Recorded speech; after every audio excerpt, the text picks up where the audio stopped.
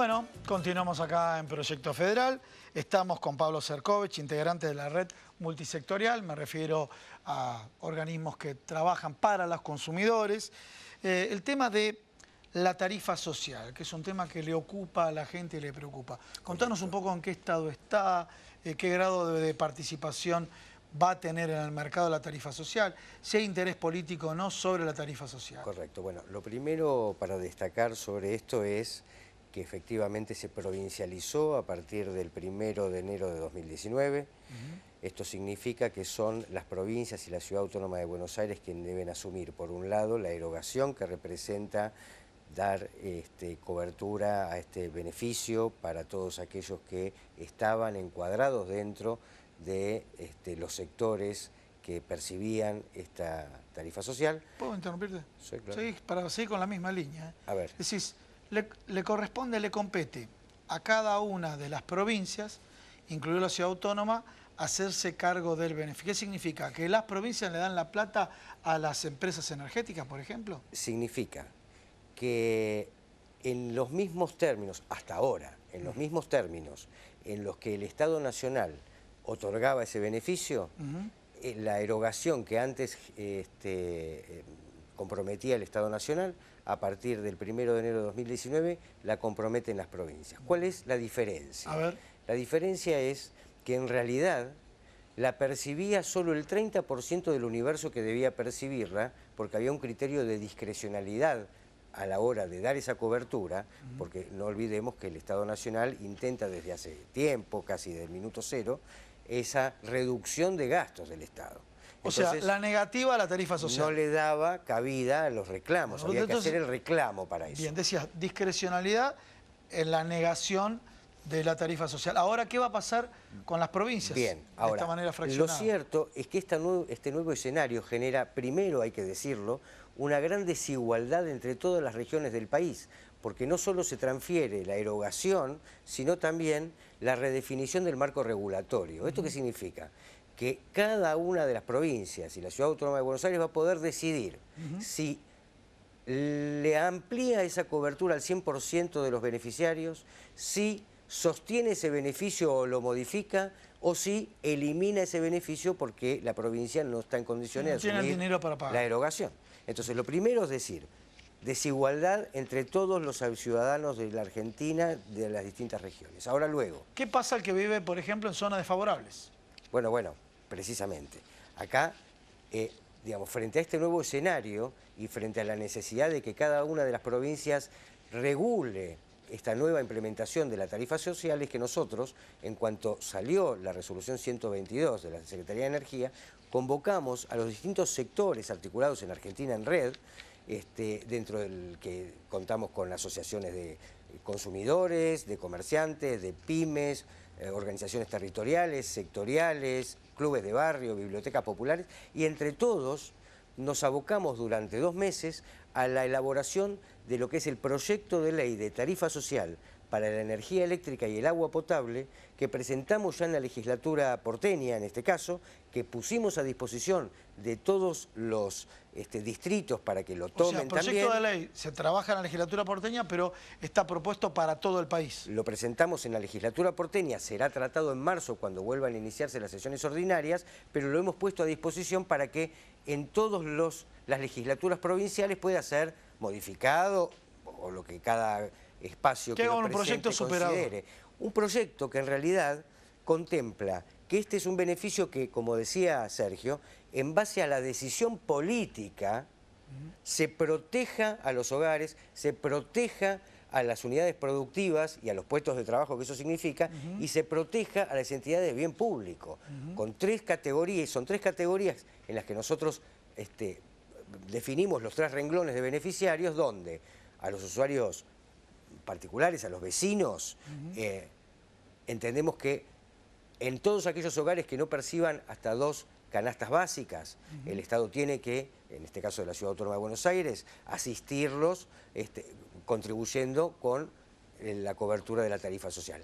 A las unidades productivas, esto es a las pymes, a los emprendedores, a los comercios, a las cooperativas, habría que asumir un apoyo que implique que no bajen las persianas y que sostengan los puestos de trabajo. Bien. Entonces nosotros proponemos que el 50% de ese consumo se haga cargo la Ciudad Autónoma de Buenos Aires. Y en el caso de las bibliotecas populares, los clubes de barrio, las entidades de bien público, que se haga cargo la Ciudad Autónoma de Buenos Aires del 100% de ese beneficio, como uno de los distritos que más recaudación tiene. Ahora veremos si efectivamente las provincias de menores recursos están en condiciones de sostener un tipo de iniciativa como esto. Ahora luego, uno de los puntos centrales de esta ley, que tiene que ser una ley dinámica. Nosotros, como decimos, estamos frente a cuadros tarifarios dolarizados e ingresos especificados. La distorsión que se va produciendo, que es esta consecuencia que todos sentimos y que a muchos hogares obliga a ir a endeudarse para pagar las facturas, nosotros decimos que esa diferencia tiene que ir absorbiéndola el gobierno de la Ciudad de Buenos Aires también, para no comprometer la subsistencia básica, mínima, de los hogares. De manera tal que veremos en el mes de marzo, cuando los 34 legisladores de Cambiemos accedan al recinto, se ponga sobre la mesa la ley y, por supuesto, los vecinos tendremos que estar ahí, diciendo presente, para que con esa mayoría automática no decidan avanzar con las mismas políticas que hoy nos ponen segundos en un ranking de mayor carga sobre nuestros salarios. Bien, muchas gracias. Gracias a vos. Y ahora pasamos con Sergio Chousa. Sergio, bueno, te dejé 2 preguntas, pero es como que resumía 1.000.000 de preguntas. Dije, las tarifas, ¿no tracción hacia la inflación? Primera pregunta. Sí, a ver, en función a los aumentos ya anunciados para 2019, esto que vos en la introducción comentabas, 55% para la energía eléctrica, alrededor del 49,5% para el agua potable y 35% para el gas. Esto ya de por sí, en primera ronda, pone un piso inflacionario de 5 puntos sobre el índice de precios al consumidor final.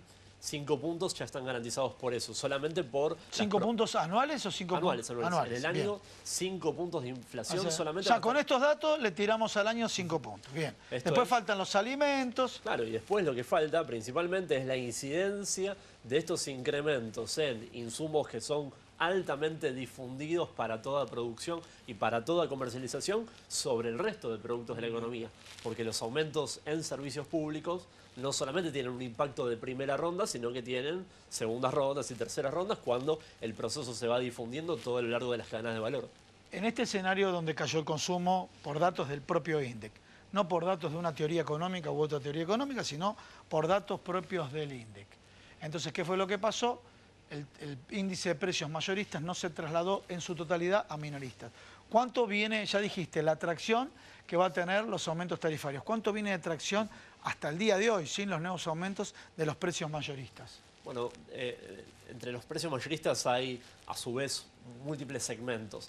En particular, para el segmento de agrícolas todavía hay una separación de 11 puntos porcentuales. Hay un 11% de lo que salen los insumos mayoristas para los segmentos agrícolas que no se trasladaron a los bienes primarios al consumidor final. Con lo cual ahí hay una brecha que, sin lugar a dudas, de buenas a primeras, que convalide la demanda, que el consumidor tenga la capacidad de comprarlo, tenga un poco más de vigor esa demanda, van a ser trasladados al consumidor final. Sin lugar a dudas, los incrementos producto de la mega devaluación de 2018 no fueron trasladados en su totalidad a los precios al consumidor final. Eso también es otro de los factores que para 2019 le ponen un piso alto a la inflación.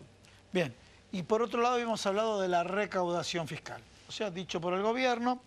Inclusive, de alguna manera, algunos analistas plantean, bueno, la rebelión de los ricos. ¿Por qué digo la rebelión de los ricos? Porque los ricos dicen, bueno, tenemos más carga tributaria que antes, el caso de la renta financiera y demás, y o casualidad, dicen la rebelión de los ricos, pero sabemos que los trabajadores en relación de dependencia aumentó la base de aquellos trabajadores que pagan impuestos a las ganancias, la renta de la 4ª categoría. Bueno, en definitiva, no obstante a todo ello, cayó la recaudación tributaria.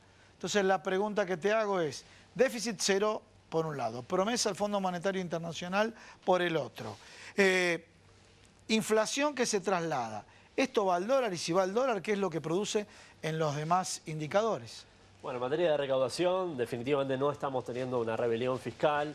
Digo, este incremento que se produce muy por debajo de la inflación general, 2018 cerró en el orden del 36%, con una inflación que todavía no tenemos el dato final, va a salir en estos días, pero va a ser del orden del 47-48%, con lo cual ahí ya tenemos un piso de 12 puntos de separación.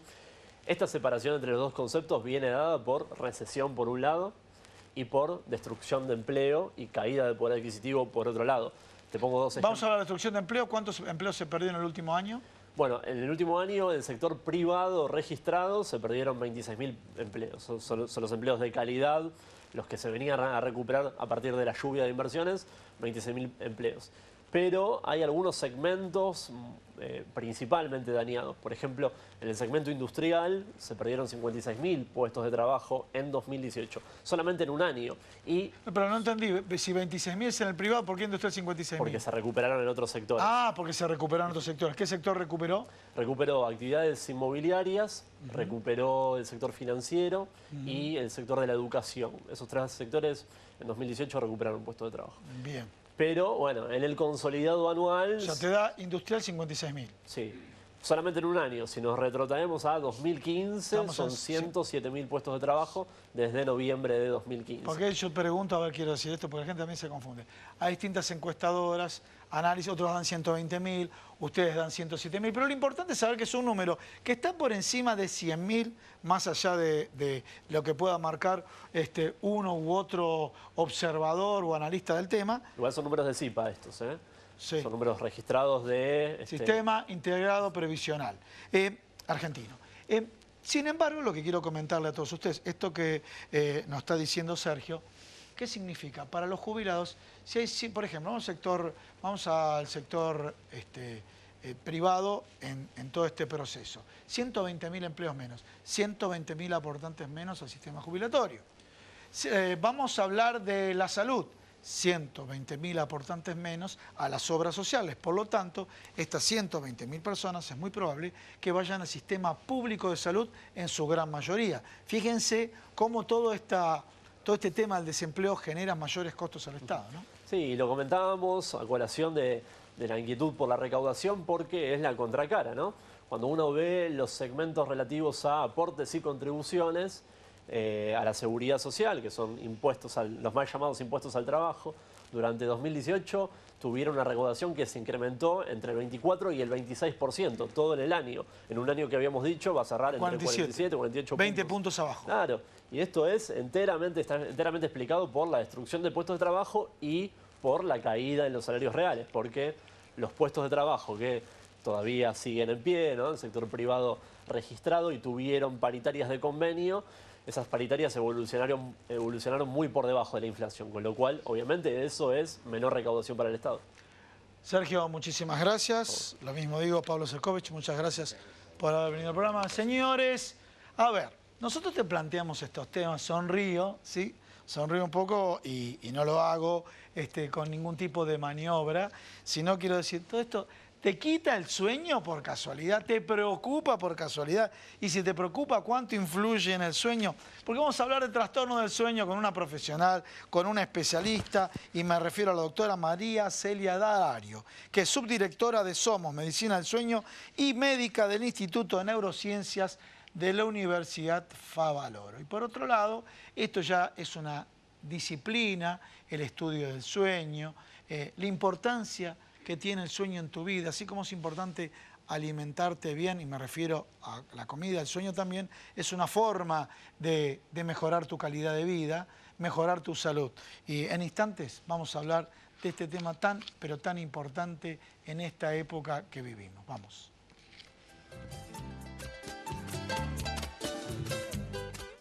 Federación Argentina de Trabajadores de Farmacia, 70 años en defensa de los derechos del trabajador del sector, comprometidos con la formación de nuevos líderes sindicales.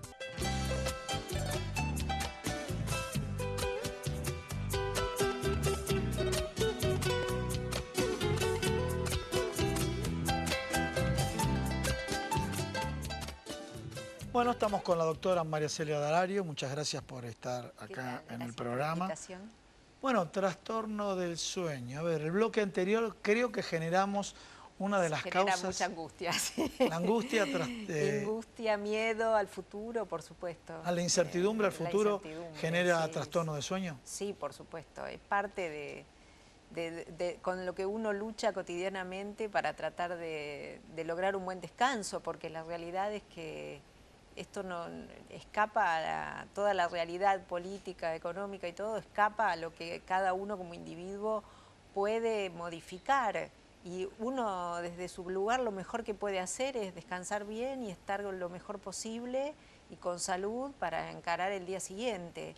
Así que lo peor es a la noche, antes de dormir, pensar en estas cosas, sino que hay que tratar bueno, sí, en lo posible, o tratar de sacarlo de foco, de sacarlo de foco, de desconectarse. Después te voy a preguntar, porque justo lo comenté en la apertura del programa, tus recomendaciones de desconectarse, ¿no? Pero lo tocamos después, ¿sí? Perfecto. Porque algunos dicen, bueno, me tomo un vasito de vino y de pronto no resulta a favor. Otros recurren a los psicotrópicos, pero lo dejamos para después. Perfecto. El tema de desconectarse. Ahora, las causas del insomnio, por un lado. Y por otro lado, aquellas personas, yo duermo 4 horas y estoy bárbaro.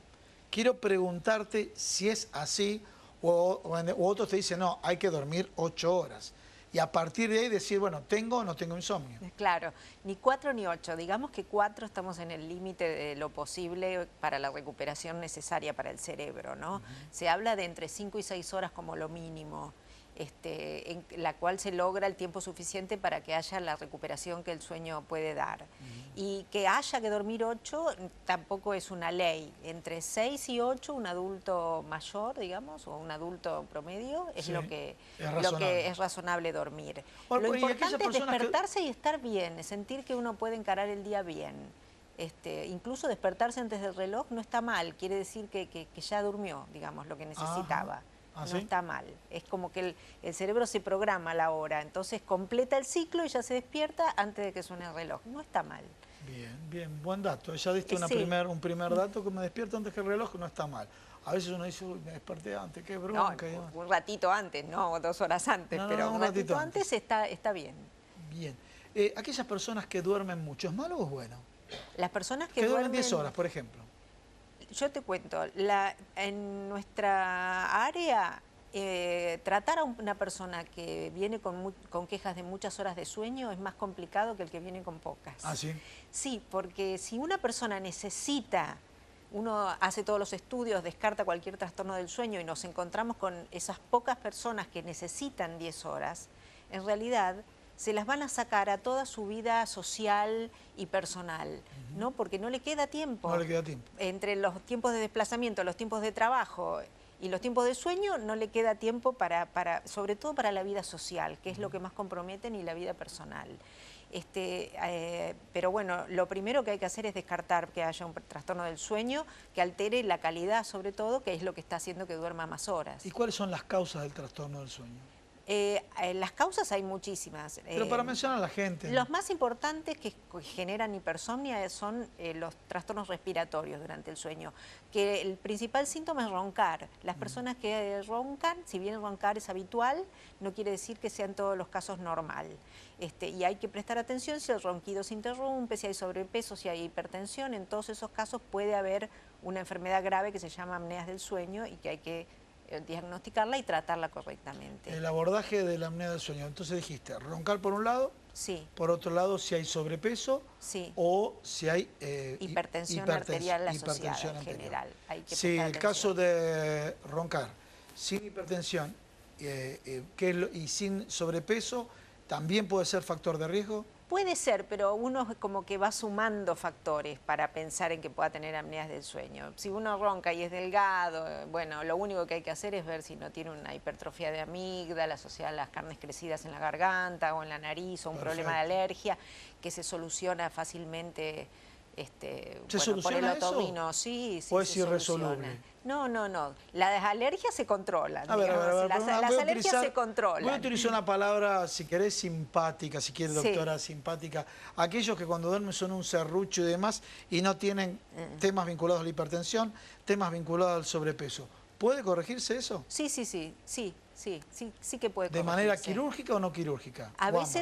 veces se requiere cirugía y a veces se requiere de algún dispositivo que se coloca en la boca, que puede modificar la anatomía de la laringe. Bueno, hay que prestar mucha atención a que no se consuman psicofármacos. Bien. Los psicofármacos Bueno, yo lo mencioné para el final, sí. provocan roncopatía, o sea, provocan ronquidos, provocan relajación de la vía aérea con Y el alcohol tendencia también, ¿no? a los ronquidos. El alcohol también y el cansancio excesivo también. Eso es bastante típico, cuando una persona está muy cansada ronca más que cuando Ustedes, no. bueno, tienen las vías de comunicación, aquellos que les interese contactarse con ustedes vinculados a los trastornos del sueño. Sí, por supuesto, sí. ¿Cuáles son? Bueno, en Somnos, no sé si pasó el Sí, teléfono, pasa por favor o la el Fundación dato. Favaloro, que no Sí, hay en la ningún propia problema. Fundación Favaloro. Que ahí tienen acceso ya desde la web a informarse sobre todos los trastornos del sueño y en el centro Somnos sin ningún problema, 5263-0092. 5263-0092, Centro Sí. Somnos. Sí, exacto, Somnos Bien. Medicina del Sueño. Medicina del sueño. ¿Y qué podemos decir? Que ahora hay un abordaje más profesional del manejo del sueño de lo que era antes. Sí, por supuesto. Si bien la especialidad es bastante nueva, cada vez hay más concientización y más formación en la universidad, sobre todo. El problema más importante muchas veces que tenemos son los propios profesionales que desconocen la importancia y la incidencia de los trastornos del sueño, que es muchísima. El tiempo por ejemplo, el hecho de tener un número suficiente de horas de sueño, hay unos trabajos recientes que relacionaron, por ejemplo, las horas dormidas con el impacto con el consumo de alcohol, por ejemplo, y es equivalente dormir menos de 6 horas de sueño con unos niveles de alcohol en sangre de más de 1,5 a 2, que son, por supuesto, ya contraindican la conducción de vehículos. Claro. Y están relacionados además con accidentes graves y mortales.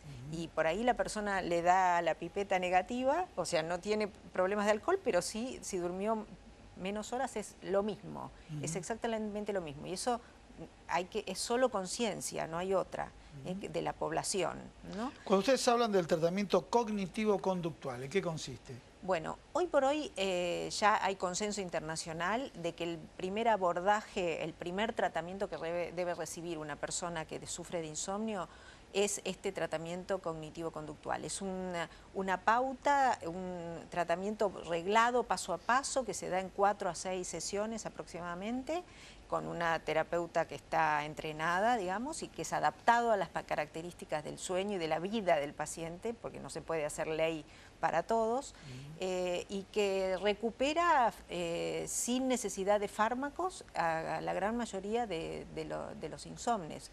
Una franca recuperación, sin necesidad de fármacos, e incluso se utiliza para poder dejar los fármacos en las personas que vienen ya medicadas. Sin decir para la el marca, insomnio. pero a ver, el tema de que apareció en el mercado la melatonina. ¿Sí? Bueno, no, la melatonina es un recurso que no se puede hablar de algo farmacológico, no es una droga, es casi un nutracéutico, es como como una vitamina, como algo que el cuerpo necesita, no es algo una droga que que no es un psicotrópico, al cuerpo. Y de hecho, a partir de los 50, 55 años, empieza a bajar la secreción de melatonina, muy relacionada a la secreción endógena, disminuye en las mujeres después de la menopausia, por ejemplo, por todo el cambio hormonal. Así que es uno de los primeros recursos que utilizamos en las personas de edad y en los niños. Sobre todo en los niños con problemas neurológicos, que tienen trastornos del sueño, responden muy bien a melatonina sin necesidad de usar drogas. En las personas ciegas, por ejemplo, también es muy bueno. Pero la melatonina dicen que no es como casualmente como el psicotrópico, te tomas uno y te mata, me refiero, te duerme. La melatonina es un regulador natural del sueño, es un regulador prolongado, ¿no? natural y se debe consumir a largo plazo. Al menos el profesor Cardinal, que es uno de los maestros en Argentina de la Facultad de Medicina y reconocido internacionalmente investigador de la melatonina, hoy por hoy cada vez más se le presta atención en el valor, por ejemplo, como neuroprotector para proteger contra el deterioro cognitivo, la muerte neuronal, el Alzheimer. O sea que en las personas de edad, francamente, está muy indicado. Siempre uno tiene que probar. Hay personas que no lo toleran bien, bueno, en ese caso no se puede usar, pero en la gran mayoría no tiene contraindicaciones y se tolera muy bien, y yo diría que es la primera elección. Bueno, ya tenemos que cerrar, pero bueno, a ver, sueño es sinónimo de calidad de vida. Exactamente. Un buen sueño es sinónimo de calidad de vida. de calidad de vida. Exactamente. Y bueno, no quería dejar de resaltar que hemos iniciado digamos, una propuesta, un programa de posibilidad que puede llegar a todo el país, que puede ser accesible desde cualquier lugar del país, para acceder al tratamiento cognitivo-conductual, porque si algo pasa aquí en todo el mundo es que no hay suficiente cantidad de profesionales formados. Ustedes están trabajando en eso, sí, de hemos que generado la red se amplíe en todo el país. una plataforma de internet en la cual se puede acceder a partir del celular o de una computadora. Las personas que son hábiles para realizarlo, ¿no?, y que tienen acceso a internet, pueden acceder a un profesional bien formado para realizar el tratamiento online. Que me parece que esto es importante. O sea, que se puede romper la barrera de la distancia. Se puede romper. Distancia, y además la huella de carbono, ¿no? El desplazamiento, el tiempo, la administración del tiempo de cada uno, los costos de desplazamiento. Esta es una realidad que nos encontramos todos los días acá viviendo en la capital. La gente que tiene que hacer un tratamiento que le va a llevar 1 mes y medio, por ahí 2, donde tiene que estar con el terapeuta, bueno, en este caso lo puede hacer desde su casa con el terapeuta online y cumplirlo sin desplazarse, que es un costo enorme, ¿no? Doctora, muchísimas gracias. No, por favor, gracias a usted. Bueno, muy amable. Señores, ha concluido el programa del día de hoy. Nos vemos la semana que viene acá en Proyecto Federal. Chao.